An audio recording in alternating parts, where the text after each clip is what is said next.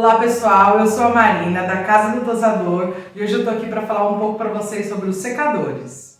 Então vem comigo.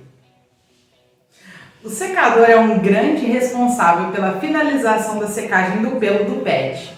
Pois como falamos no vídeo anterior, diferente do soprador, o secador trabalha com várias temperaturas, sendo ela morna, média ou alta. Além de secar totalmente a pelagem do pet, ele também ajuda a modelar o pelo, dando um visual bem mais bonito. E muitas pessoas nos perguntam, qual é o melhor, o secador ou o soprador?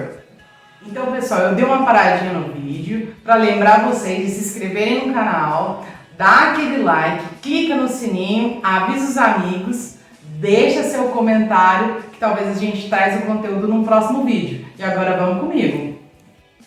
O soprador e o secador são extremamente necessários, pois eles se complementam.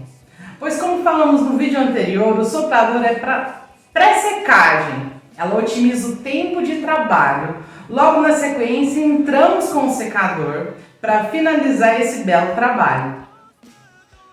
Então não se esqueçam, para o melhor resultado, a melhor opção é ter os dois aparelhos. E é claro que aqui na Casa do Tosador você encontra sempre as melhores opções de secadores e sopradores para você.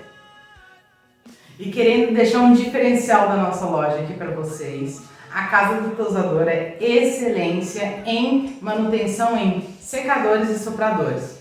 Então se você tem algum aparelho parado aí, manda pra gente. Se você tem alguma dúvida referente a algum equipamento que você está utilizando, não está funcionando da maneira certa, a Casa do Tosador é a loja ideal para te acompanhar, te auxiliar e fazer essa assistência para você.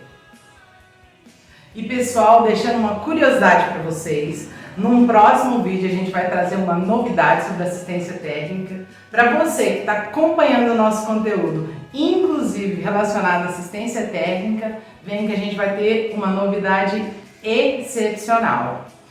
E para terminar o nosso vídeo, não deixe de ressaltar, dá aquele like, segue nosso canal, compartilha e qualquer dúvida deixa aqui embaixo. Será um prazer trazer esse conteúdo para vocês no próximo vídeo.